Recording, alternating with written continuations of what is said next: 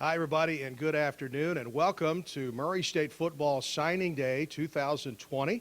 We're broadcasting today live from the Racer Room at Roy Stewart Stadium in Murray, Kentucky, and new head coach Dean Hood is going to go over his signing class that was all completed here this morning, and we're just going to welcome these young men who have decided to be racers into the Murray State family and tell you just a little bit more about them as we go along here today at Stewart Stadium.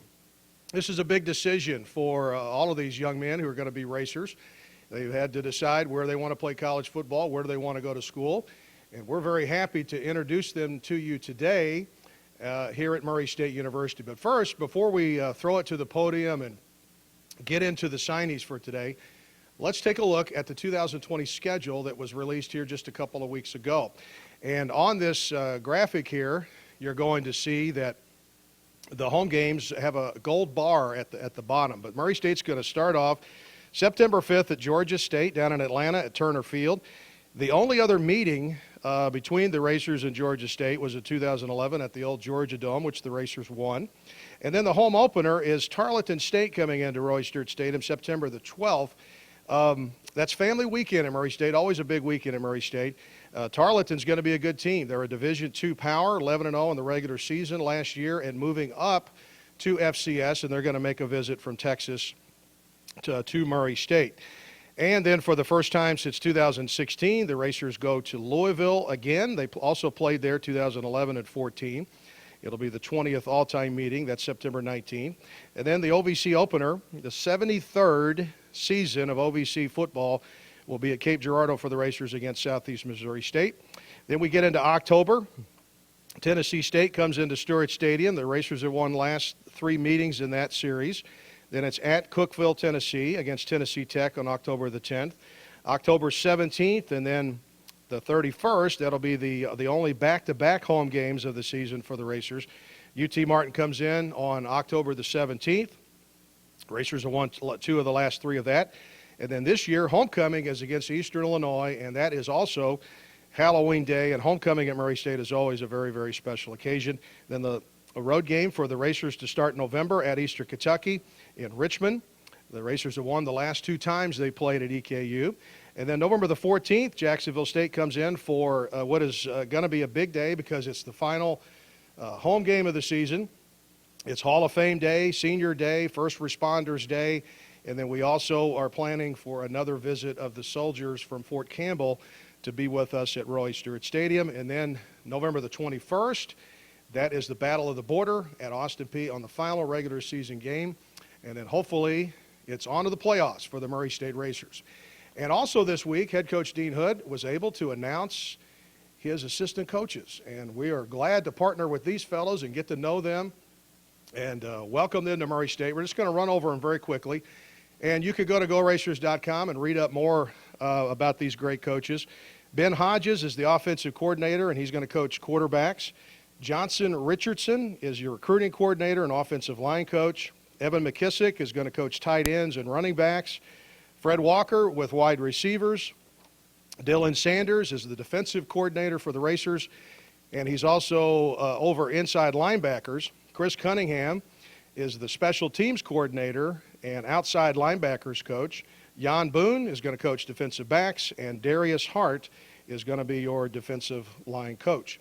And also this week, season tickets went on sale. So call the ticket office at Murray State. You see the number there at the bottom of your screen, 270-809-3000. You can also go to the front page of GoRacers.com, click on that tickets drop-down menu, and you can find all about the 2020 football tickets at Murray State. So happy signing day to everyone. And right now we're going to get on with the program here and throw it to the podium with our football contact at Murray State, Parker Griffith. To Parker, take it away. Signing Day 2020. Want to thank everybody for taking time out of their day. This is the unofficial kickoff to the new football season, and we couldn't be more excited. Right now, we're going to bring up our new head coach, Dean Hood. He's going to tell you a little bit about each player and the class as a whole, and then he'll take your questions. Coach Hood. Hey, thank you. Thanks, everybody, for coming out. I don't think we really need this, do we? But I'd like to thank a lot of people. Hope I don't miss anybody here, but I'd like to thank President Jackson. He was actually at a basketball game and was able to talk with some of our recruits. Kevin Saul was at every one of the luncheons and got to talk to our guys along with Chief Lyles. Everybody on campus was phenomenal. I mean, it really was a joint effort. People over at the Wellness Center, people over at Winslow, people in the dorms, our faculty coming out and giving up a Saturday and eating lunch with a recruit and talking to them about their planned major. I mean, it just was unbelievable how everybody came together to try to help in this recruiting class. You know, what we're looking for in a class of guys is what we call CAF. We actually have a form that we have to fill out with every high school coach and make sure we go through the CAF, which is character, academics, and football. And we want to recruit in those areas, and then we want to develop in those areas. So, you know, character-wise, we're asking the coach, is he dependable? Is he trustworthy? You know, tell me about his work ethic. Is he coachable? Academically, you know, is this a guy that can handle college work? Is he motivated? Is he a guy that'll go to class and study hall? Will he respond to tutoring help? You know, will he let help basically? Do the teachers like him? And then football-wise, you know, tell me about his football IQ, instinctively, you know, how is he? Is he mentally tough, meaning he's a competitor? Is he physically tough, meaning he plays to the full level of his talent regardless of what's going on with him? And then does he love the game of football? So we're recruiting those attributes, and then again, we're developing those attributes when we get them here. But to find those guys is hard. There's a lot of really good football players, but do they meet all those? That kind of shrinks your pool. So it was fast and furious, you know, like the class that we have.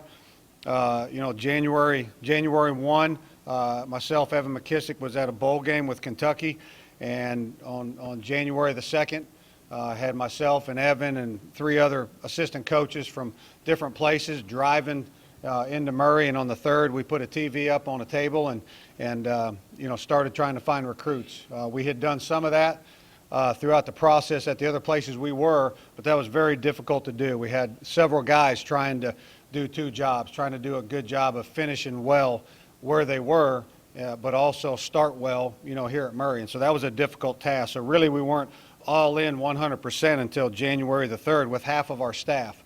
Thought the guys did a great job of finding players and putting together this class. You know, the other people that I like to thank is the wives, you know, and our kids. Normally you're leaving them and they're coming back and kind of joining you on the recruiting weekends. You know, that was rare because of the situation with the new staff. You know, we weren't even able, most of us, to get hooked back up with our wives and kids and have them be a part of the recruiting process, which they obviously will be, you know, moving forward.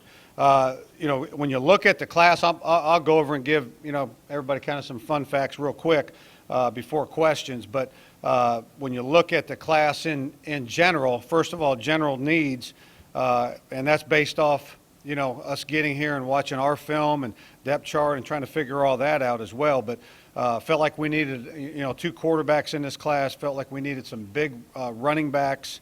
Felt like we needed tight ends and offensive line, and you know, we checked all those boxes.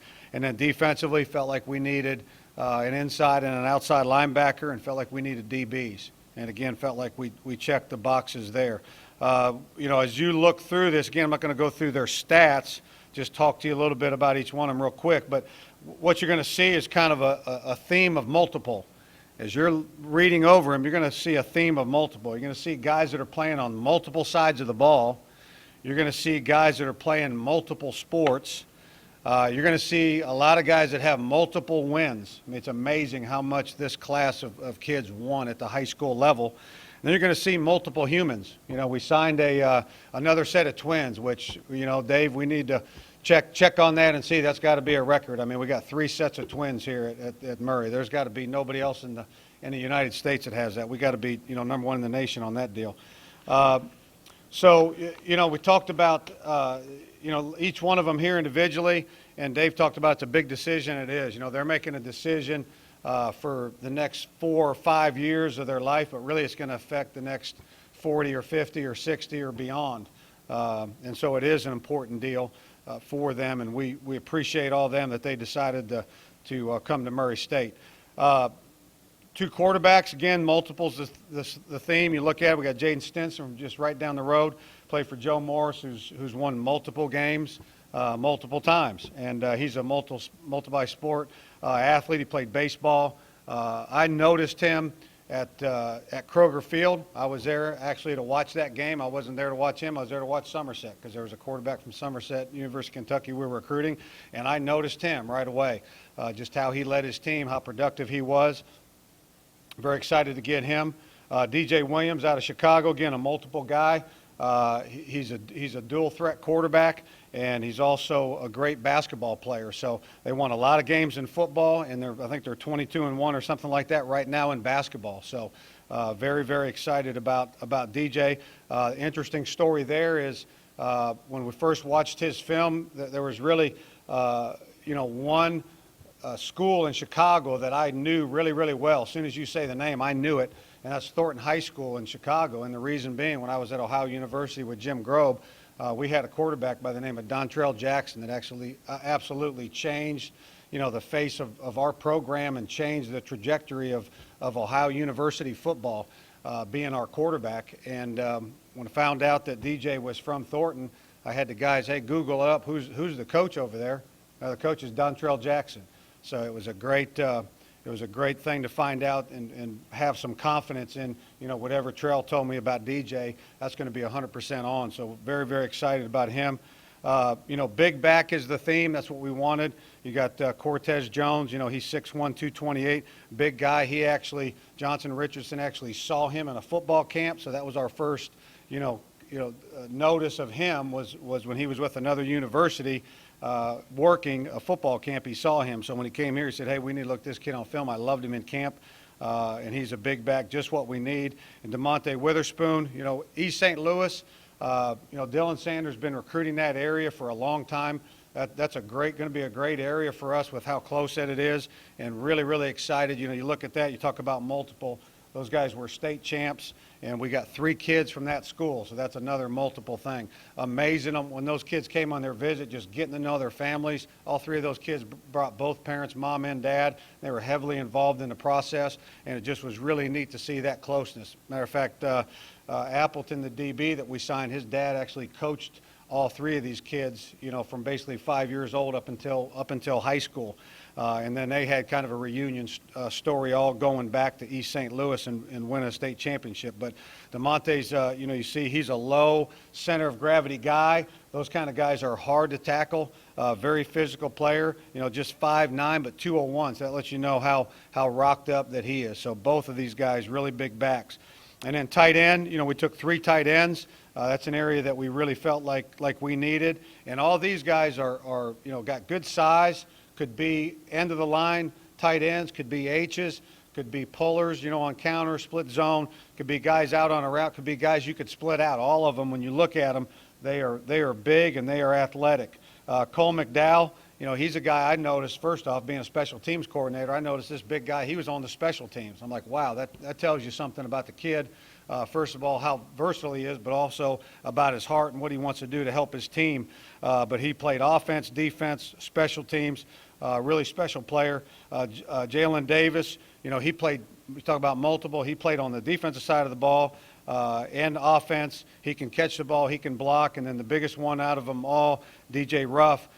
Big physical guy, but you'd say, okay, he's the biggest guy. That's the guy that's going to be the attached tight end. Well, he runs, you look at his, stats there, he runs a 4.87 40 at 6'4", 238. And I think he's bigger than that. I think he gained 5 pounds when he came on his recruiting visit. Blake Moody, again, multiple wins. Madisonville, they won their first region championship in 48 years there in the bio, and he played on the defensive side too. Very physical player, and that's what we were looking for in the offensive line, physical guys that would get in there and get their nose dirty. DJ Jones, very, very, potential's the word for him. It's unbelievable what that guy's upsides. He's a big human being, 6'6", 280. He's a multi-sport athlete as well, playing basketball, and the sky's the limit for this kid with how good he can get. Really excited about him. Dylan Appleton's a DB we talked about earlier, talked about his dad, and that's a guy we need. We need some help at DB, and he's a corner for us. And again, he's part of that East St. Louis crew. Then you got our twins right there, Jamari and Markel. We need to really look that up because we got to be number one in the nation on that regard. But these guys, I had a connection with them on two fronts. One is Lee Allen Daly at the University of Kentucky. He's from Pinson Valley, and that's their cousin. And phenomenal human being and player. He was on all the special teams that I coached and just did an unbelievable job. He's a team guy, great athlete, really good football player. And then also Tony Hatmaker was the defensive coordinator there at Pinson Valley, and I think they won back-to-back state championships. And Tony was a defensive coordinator there. He was a defensive coordinator for me when I was at Eastern Kentucky, so really trusted, what he had to say about Jamari and Markel. So, and they're multi-sport athletes as well. They're both involved in track, and those are guys that can attack the ball when you look at the stats and see, how many interceptions they've had. Lawan, he's another, multiple guy, played on offense, played on defense. You see he's got a lot of offensive stats, but he's a guy that will put a hit on you. So that's what you're looking for, somebody that can combine, I'll run, but I'll come up here and be a physical guy and put a hit on you. And he's just that guy. And again, he's in that crew, the three guys that we signed from East St. Louis.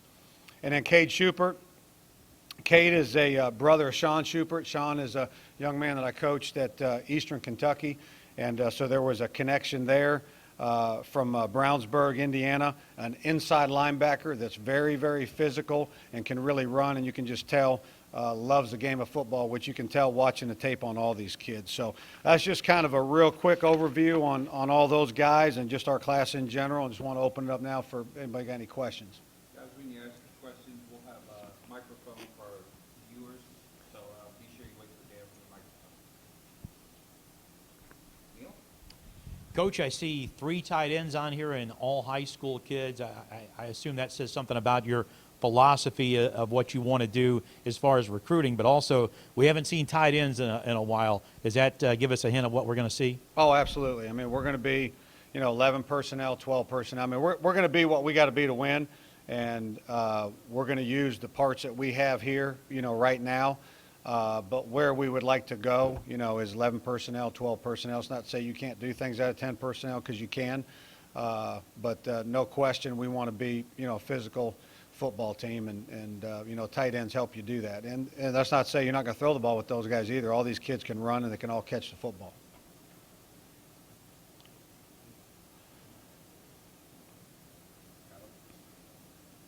Coach, I know a big part of the recruiting process is building relationships with these guys, but in that short amount of time, how difficult is it to try to convince these guys to come play for you and your staff when I know a lot of them have been recruited by other schools and they've gotten to know them for a lot longer period? Yeah, no question that puts you behind the 8 ball. It also scares you a little bit.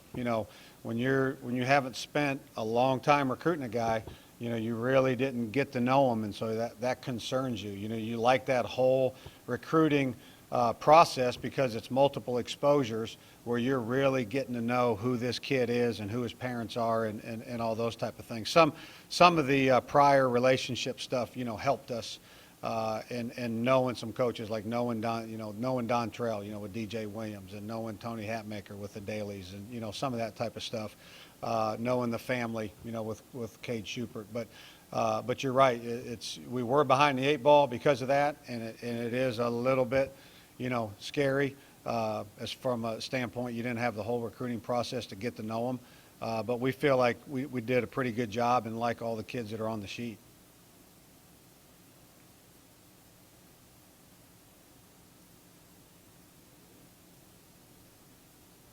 Could you potentially still add some JUCO transfers or FBS transfers?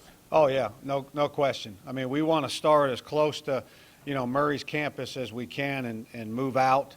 We want to start with high school kids first, but that's not to say that we're not going to take a kid that's 6 hours away or 7 or Florida or California or wherever. We're going to take good football players wherever they are. And I think your base has got to be high school players. But, we're definitely going to recruit the junior colleges. We're definitely going to recruit, players coming from 4-year schools that are in the portal, especially guys that we have a connection to, guys that we guys that we know about. So there's no doubt that, junior college players will be recruited, 4-year transfer players will be recruited, and we will recruit outside of our 5-hour radius, but, that's where we're going to start.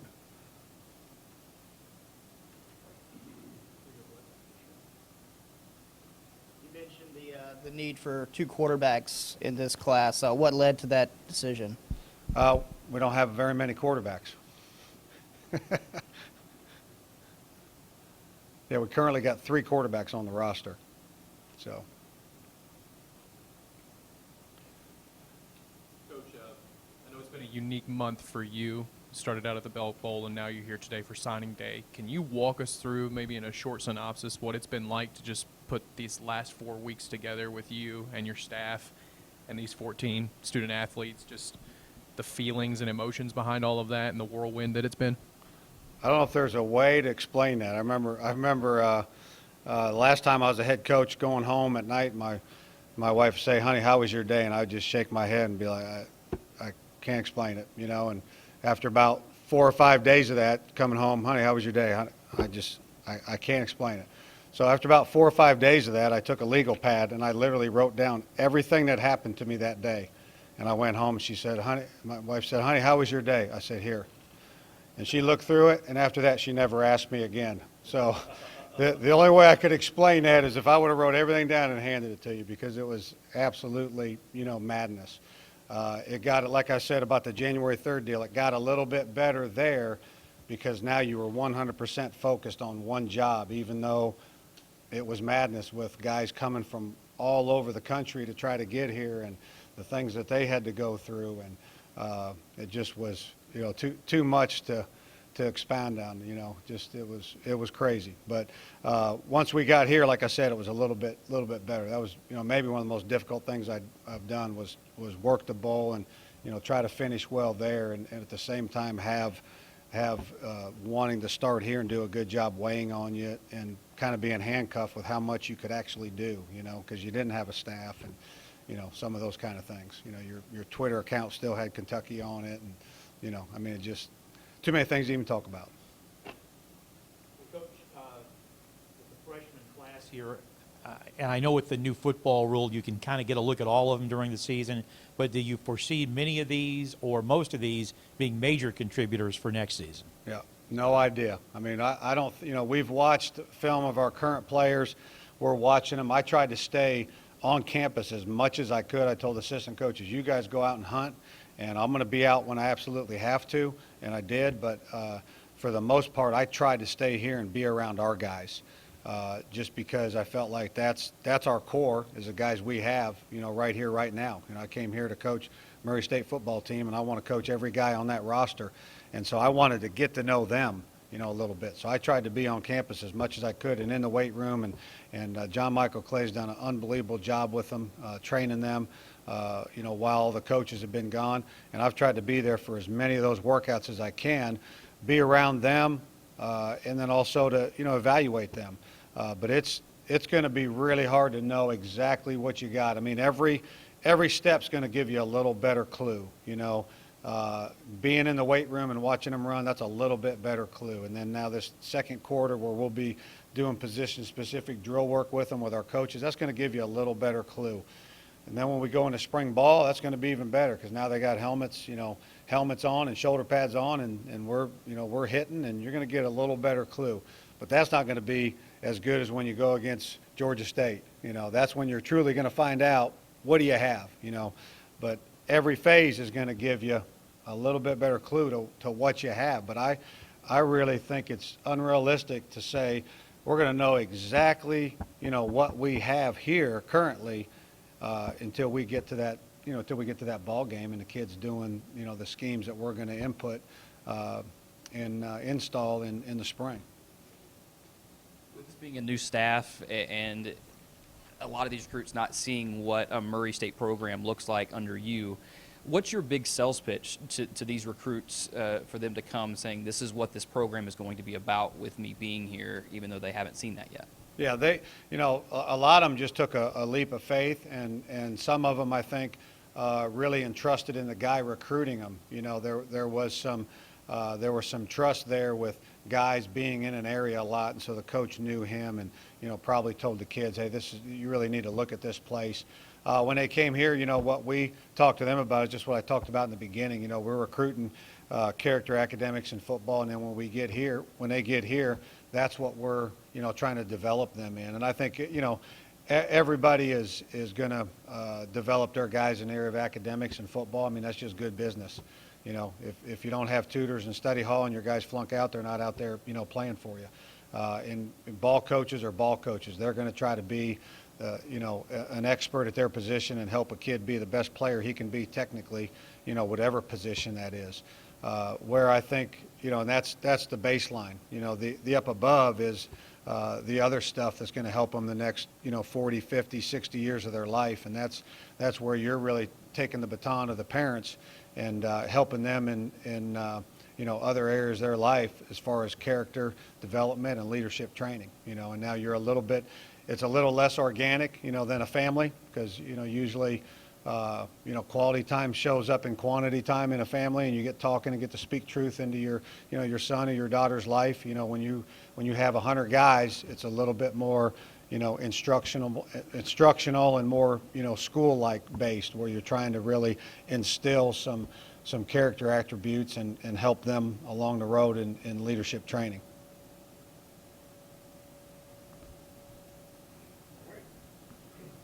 All right, thank you all for coming. Appreciate it. I want to thank everybody for coming today, and this will conclude our stream. Have a great day. Go Racers.